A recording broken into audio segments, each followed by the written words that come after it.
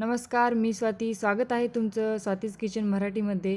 तर आज आपण मस्त गुबगुबीत अशी गच्च सारणाने भरलेली सांज्याची पोळी कशी बनवायची ते बघणार आहोत. फक्त 10 ते 15 मिनिटांमध्ये आपण याचं पुरण बनवून तयार करणार आहोत. जर तुम्हाला हरभरा डाळीचे पुरण बनवण्यासाठी वेळ नसेल तर तुम्ही ही रेसिपी नक्की ट्राय करा. एकदम कमी वेळात आणि झटपट बनणारी रेसिपी आहे. चला तर मग रेसिपी बनवायला घेऊयात. तर त्यासाठी अगोदर गॅसवरती एक पॅन ठेवायचा आहे. मिडियम फ्लेमवर आपल्याला पॅन मस्त असा गरम करून घ्यायचा आहे. त्यानंतर या ठिकाणी मी 1 कप रवा घेतलेला आहे. रव्यालाच आपण सांजा बी बोलतो. तर रव्याला आपल्याला मस्त मिडियम आचेवरती खमंग असं भाजून घ्यायचं आहे. त्याचबरोबर या ठिकाणी मी 1 चमचा तूप देखील टाकले आहे. ते व्यवस्थित मिक्स करून याला आपण मंद आचेवरती कलर ब्राऊन होईपर्यंत भाजून घेऊयात. तर तुम्ही बघू शकता मस्त असा कलर आलेला आहे व आपला रवा मस्त भाजून तयार झालेला आहे. त्याच पॅनमध्ये आपल्याला राहिलेली प्रोसेस करायची आहे. तर या ठिकाणी मी 1 वाटीसाठी पाव कप एवढा गूळ घेतलेला आहे.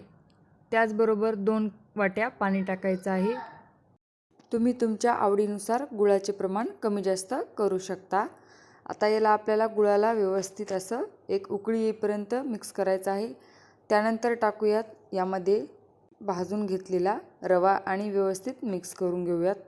या ठिकाणी ही प्रोसेस तुम्हाला एकदम झटपट अशी करायची आहे, त्यामुळे रव्यामध्ये गुठल्या होणार नाही आहेत. तर या ठिकाणी आता 1 चमचा तूप टाकूयात आणि व्यवस्थित मिक्स करून घेऊयात. तर आता 1-2 मिनटं याला आपण असं सतत हलवत वाफ काढून घ्यायची आहे. त्यानंतर टाकूयात इलायची पावडर. तुम्ही यामध्ये जायफळसुद्धा घालू शकता किंवा बडीशोपची पावडर देखील घालू शकता. तर या ठिकाणी आपलं पुरण बनवून तयार आहे. आता आपण याला एका प्लेटमध्ये काढून घेऊयात आणि याला थंड करण्यासाठी ठेवून देऊयात.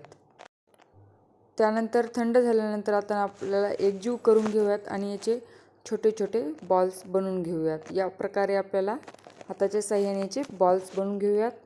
तर अशा पद्धतीने मी सर्व बॉल्स बनवून घेतलेले आहेत.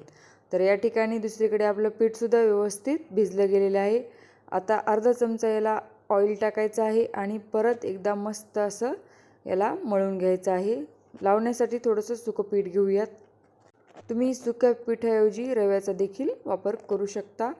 तर त्यानंतर आपल्याला पिठातला एक गोळा घ्यायचा आहे आणि व्यवस्थित त्याला अंगठ्याच्या साहाय्याने वाटीच्या आकारासारखं बनवून घ्यायचं आहे. अशा पद्धतीने मी दाखवले त्याप्रमाणे याला वाटीचा आकार आपण देऊन घेऊयात आणि जो पुरणाचा गोळा आपण बनवलेला आहे तो यामध्ये टाकूयात आणि अंगठ्याच्या साहाय्याने आत ढकलत राहिलेलं पीठ आपण याला असं एकजीव करून घेऊयात आणि उरलेलं पीठ तुम्ही काढून देखील टाकू शकता किंवा त्यामध्ये देखील बसवू शकता. तर असं व्यवस्थित मिक्स करून घ्यायचं आहे.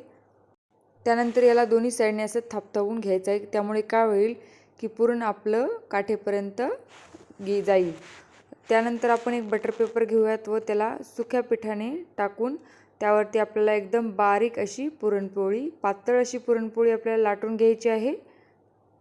ही पुरणपोळी आपल्याला दोन्ही साईडने अलटून पलटून लाटून घ्यायची आहे. त्यामुळे काय होईल की पुरणपोळी मस्त अशी टम्म फुगेल.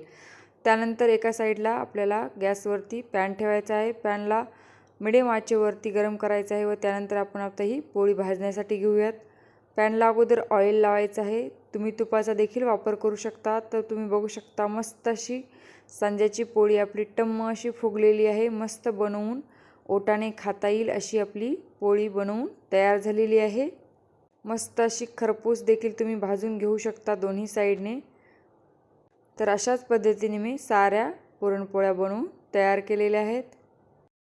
तर तुम्ही नक्की एकदा ट्राय करून बघा. मस्त अशी बनवून तयार होते. तर भेटूया पुढच्या एका नवीन व्हिडिओमध्ये. तोपर्यंत बाय बाय.